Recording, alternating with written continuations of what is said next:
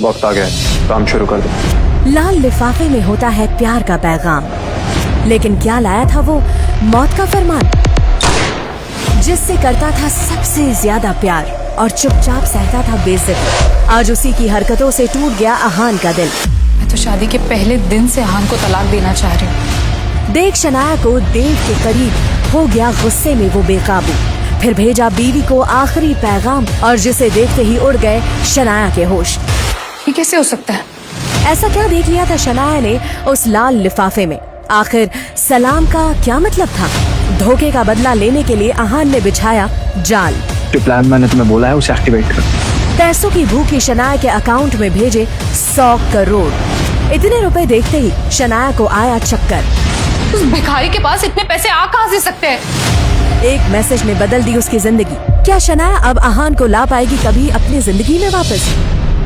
शनाया, सोचो कि इस भिखारी के पास 100 करोड़ कहां से आ गए। मुझे नहीं पता देव कि आखिर अहान की हकीकत क्या है। अब तो मुझे भी जानना है कि उस भिखारी अहान का सच क्या है, जो वो पिछले 3 सालों से मुझसे और मेरे पापा से छुपा रहा है। इन्हीं सब सवालों के जवाब जानने के लिए शनाया बार बार अहान को फोन कर रही थी, लेकिन अहान हर बार उसका कॉल काट देता। अहान के इस बदले बर्ताव से शनाया को गहरा झटका लगता है। आखिर क्यों किया अहान ने शनाया के साथ ऐसा धोखा? और अहान, अगर वो पहले से ही था इतना अमीर, तो इतने सालों से ससुराल में गरीब बनकर क्यों रह रहा था?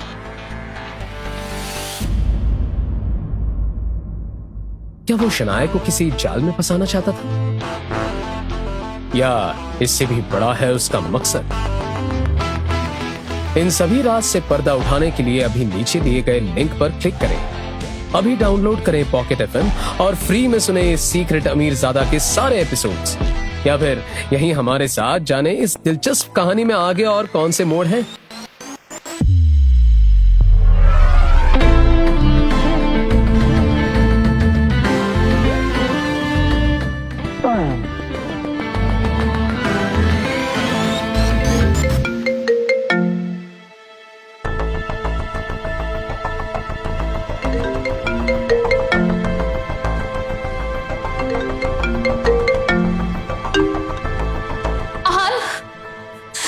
ये सब मैं पिछले 10 घंटे से तुम्हें फोन कर रही हूँ। हो कहां पर तुम?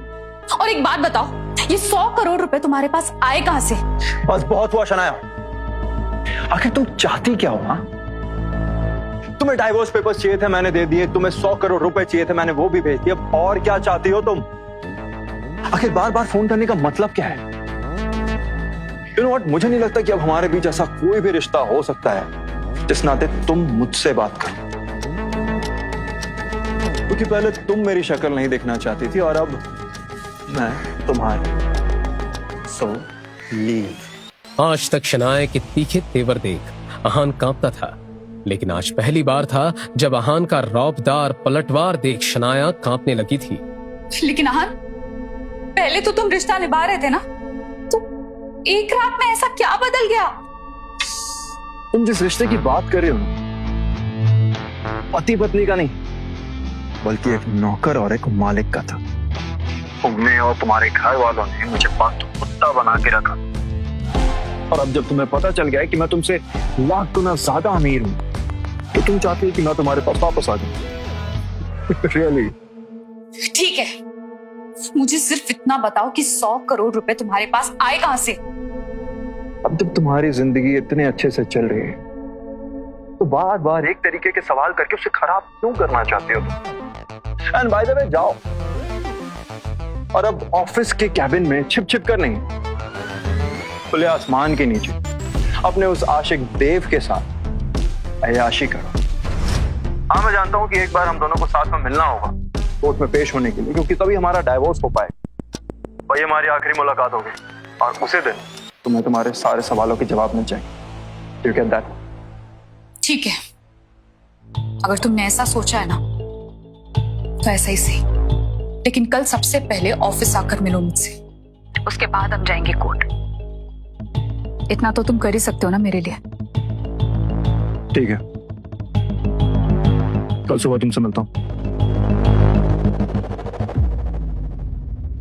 शनाया का आज का दिन बहुत खराब था। ऐसे में वो शाम परिवार के साथ बिताना चाहती थी। यही सोच रात में शनाया पूरे परिवार के साथ डाइनिंग टेबल खाना खाने के लिए बैठी। इसी दौरान शनाया के पापा शेखर गिल खाना लेकर आए और टेबल पर सेट करना शुरू कर दिया। शनाया ने पहली बार अपने पापा को इतना काम करते हुए देखकर कहा, पापा घर में नौकर नहीं है क्या? आप क्यों ये सब कर रहे हैं? बैठिए ना, हमारे साथ खाना खाइए। कंपनी से रिटायरमेंट लेने के बाद से ये काम मैं रोज करता हूँ। आज किया तो उसमें क्या बात है?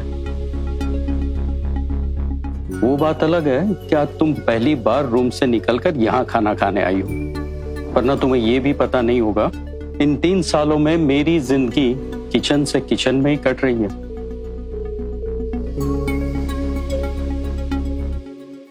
क्या चाहते हो? बेटी के सामने ऐसी बातें क्यों कर रहे हो? क्या हमने तुमसे कहा है किचन में रहने के लिए पूरा दिन? अपनी मर्जी से पूरे दिन किचन में रहते हो और खाना बनाते रहते हो। जिस तरह से अहान घर में नौकरों की तरह काम करता था, उसी तरह शेखर गिल को भी शनाया की मां यामिनी ने घर का नौकर बना रखा था। ऐसे में पूरे घर के लिए खाना बनाने की जिम्मेदारी उन्हीं की थी।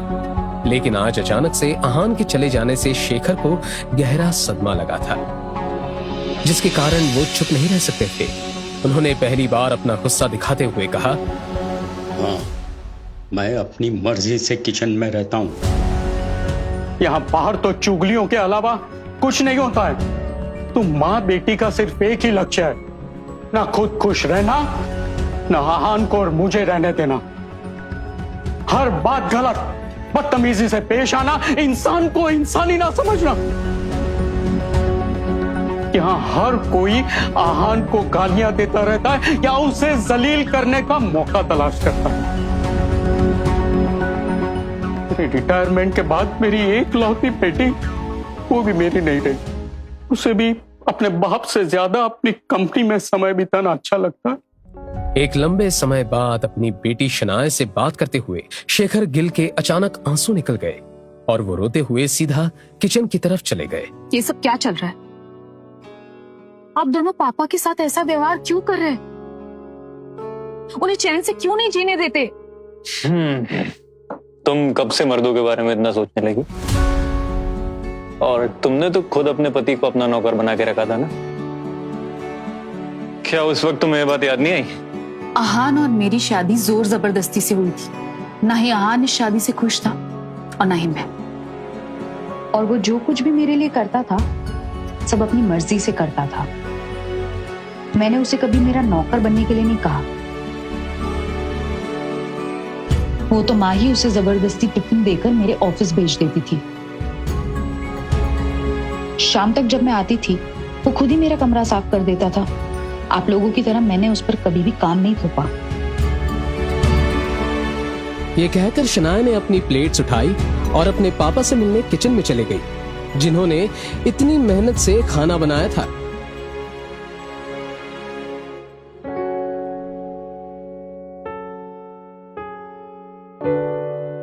पापा,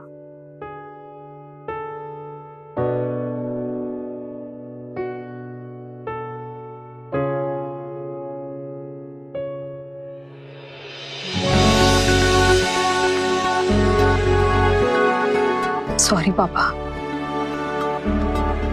ऑफिस के काम और तमाम चीजों में ना मुझे याद ही नहीं रहा कि मैं आपको भूल गई। मुझे माफ कर दीजिए पापा। और अब हम साथ में खाना खाएंगे। एक अरसे बाद बेटी को अपने पास इस तरह बैठे देख शेखर गिल की आंखें फिर से नम हो गई।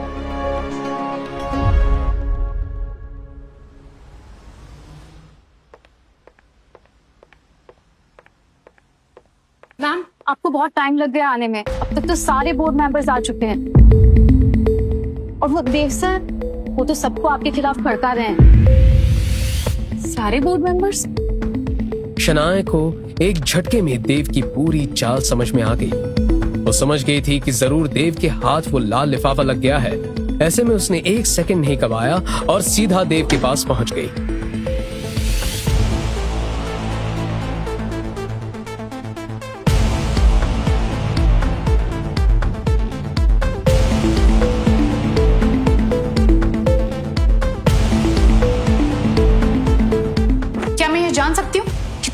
मेंबर्स को यहाँ क्यों बुलाया? और प्यार के नाम पे पीठ में छुरा घोंपने की कौन सी ये चाल चल रहे हो तुम? देखो शनाया, बोर्ड मेंबर तुम पर या मुझ पर कितना भी क्यों न चिल्लाए, लेकिन समय समय पर उन्होंने हमेशा हमें सपोर्ट किया है। और आज जब कंपनी को इतनी बड़ी डील मिल गई तो क्या तुम उन्हें भूल जाओगी? नहीं ना? ये सुनकर शनाया हैरान हो गई। उसे समझ नहीं आ रहा था कि रायज़ादा कंपनी के साथ हुई डील के बारे में देव को कैसे पता चला। उसने तो किसी से इस बारे में बात नहीं की। तभी उसे समझ आ गया कि उसके ऑफिस में ही कोई है जो सारी खबरें देव तक पहुंचाता है। मैंने तुम्हें कभी अकेला नहीं छोड़ा है शनाया।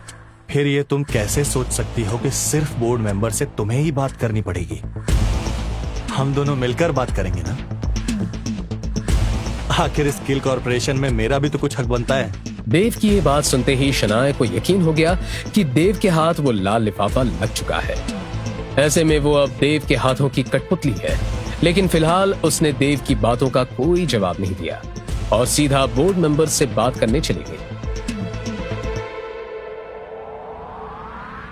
गुड जॉब, बहुत ही शानदार काम किया है तुमने। इसके लिए तुम्हें बहुत अच्छा इनाम भी मिलेगा।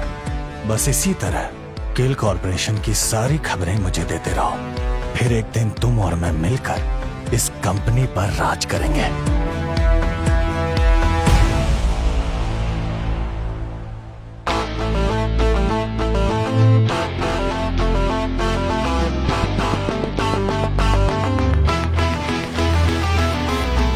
जहां एक और गिल कंपनी में ये सारा तमाशा चल रहा था, तो दूसरी ओर अहान एक लेविश मेंशन में अपनी नई जिंदगी के मजे ले रहा था।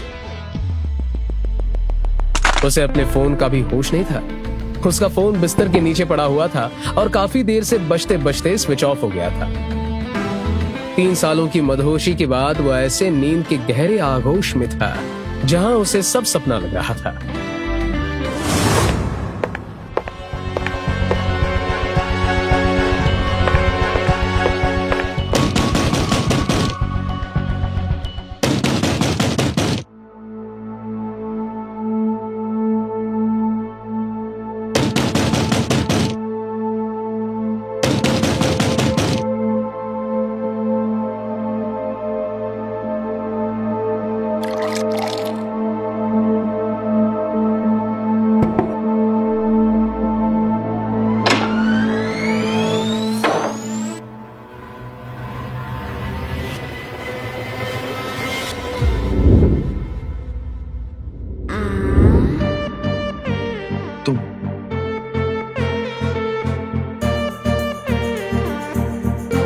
My darling baby.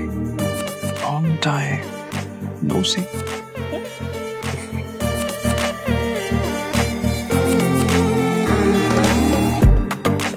Let's go.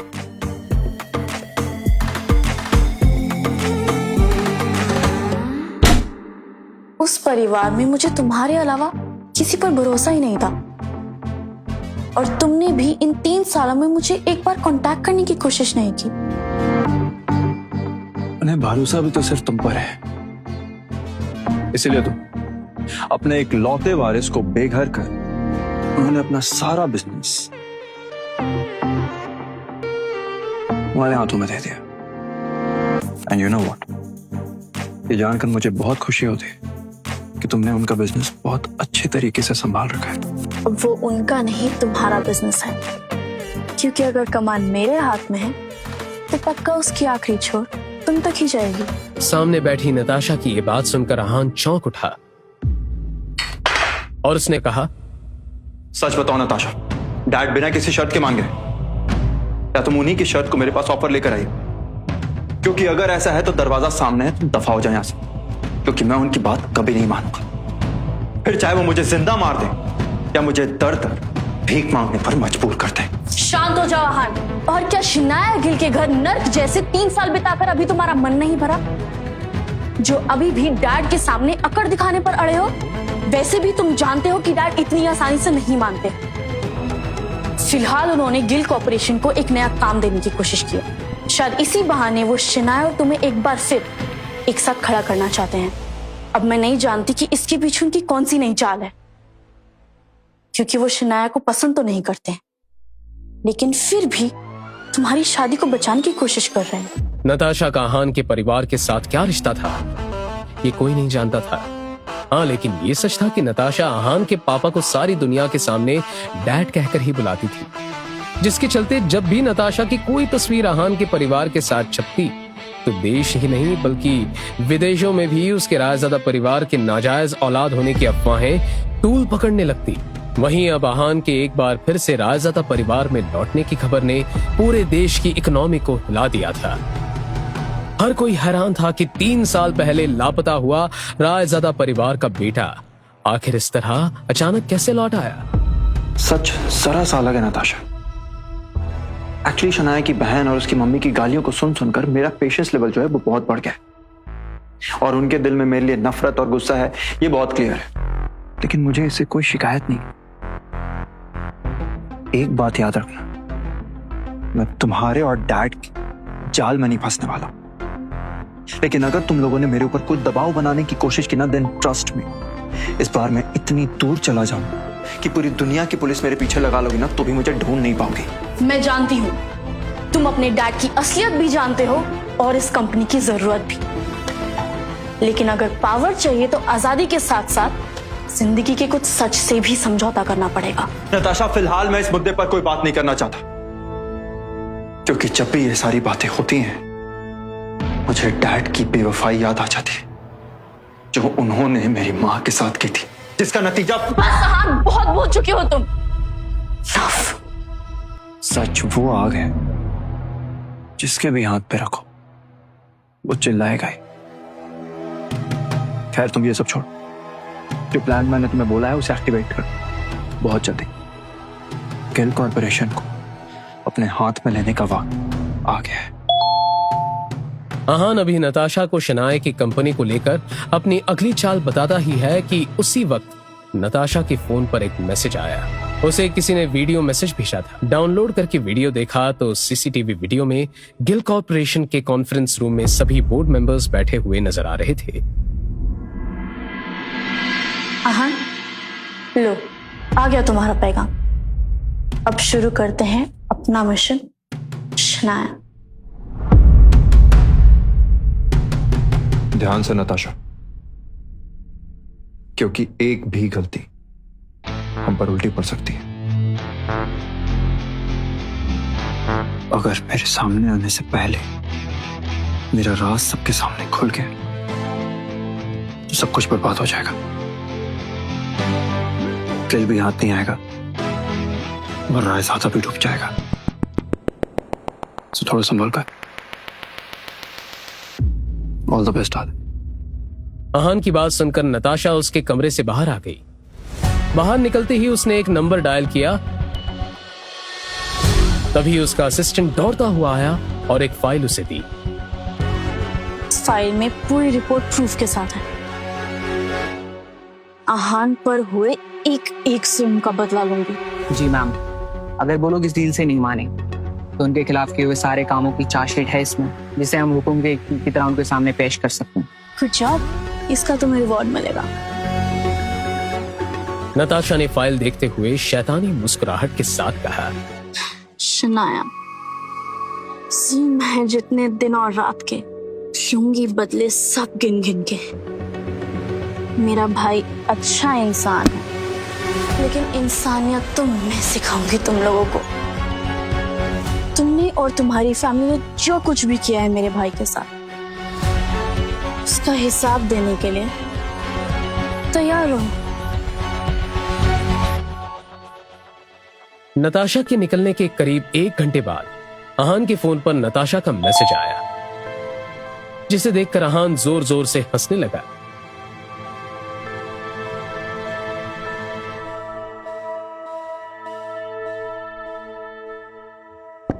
अब आएगा खेल का मजा। Natasha, you are great. अपने शिकार को काबू में करना मैंने ही तो तुम्हें सिखाया था, तो उम्मीद करता हूं गलती नहीं करोगी। तभी आहान के फोन की रिंग बजने लगी। उसने देखा कि शनाया का भाई शौर्य उसे कॉल कर रहा था। उसने कॉल रिसीव करते ही कहा, बोलो शौर्य, अब तुम्हें क्या चाहिए? जब से मुझे पता चला ना कि तुमने मेरी बहन के अकाउंट में 100 करोड़ रुपए ट्रांसफर किए, मुझे ना नींद नहीं आ रही है। तुम तो बहुत गरीब थे ना, कहीं आना जाना हो तो 50-50 रुपए के लिए मेरी दीदी से गिड़गिड़ा के भीख मांगते थे। प्लीज मुझे ना एक बात बताओ, तुम पहले ही इतने अमीर थे या कोई लॉटरी वॉटरी का टिकट लगाए भाई? देखो मैं तुम्हें एक राज की बात बताने वाला हूं, लेकिन प्लीज तुम किसी से शेयर मत करना, ओके?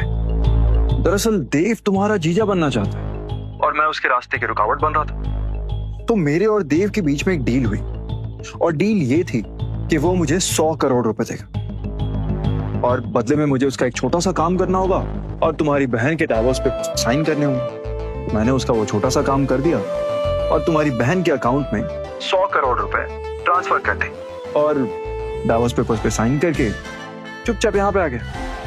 हेलो, सुन लिया ना? अब फोन करके डिस्टर्ब मत कर।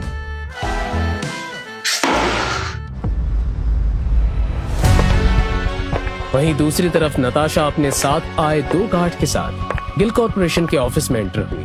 नताशा ने तुरंत कॉन्फ्रेंस रूम का दरवाजा खोला और अंदर आते हुए फाइल खोलकर उसमें एक एक पेपर निकालते हुए बोर्ड मेंबर्स के हाथ में पकड़ा दिया। उन पेपर्स को देखते हुए बोर्ड मेंबर्स के होश उड़ गए। जब शनाया ने पेपर को पढ़ा तो बहुत ही हैरानी के साथ बोली, नहीं, ऐसा नहीं हो सकता। आहान ऐसा नहीं कर सकता। आहान को जितना तंग तुमने किया है, अब उसका हिसाब चुकाना पड़ेगा। उस पेपर में क्या लिखा था जिससे सभी के होश उड़ गए? क्या आहान शनाया को बर्बाद करना चाहता था? क्या उसे सबक सिखाने के लिए ये सब कर रहा है? आहान और नताशा दोनों साथ मिलकर गिल परिवार के खिलाफ क्या प्लान बना रहे हैं?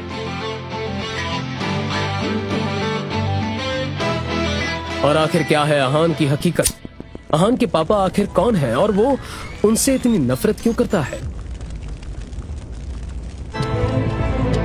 और अगर आहान इतना अमीर था तो शनाया के साथ 3 सालों तक गरीब बनकर क्यों रहा? और क्यों खा रहा था शनाया, यामिनी और शगुन की इतनी गंदी गंदी गालियां? और आखिर उस लाल लिफाफे में ऐसा क्या था जिसे देखकर सर से पैर तक कांपने लगी थी शनाया?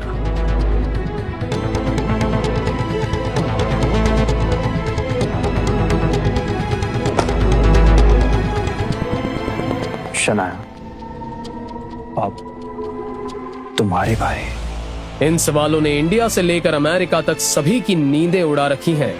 इनका जवाब जानने के लिए लोग खर्च कर रहे हैं मोटी रकम, लेकिन आप इस सस्पेंस से पर्दा उठा सकते हैं बिना एक भी पैसे खर्च किए। इसके लिए नीचे दिए इंस्टॉल बटन पर क्लिक करके अभी डाउनलोड कीजिए पॉकेट FM और सुनिए रोंगटे खड़े कर देने वाली ऑडियो सीरीज सीक्रेट अमीरजादा, वो भी बिल्कुल फ्री।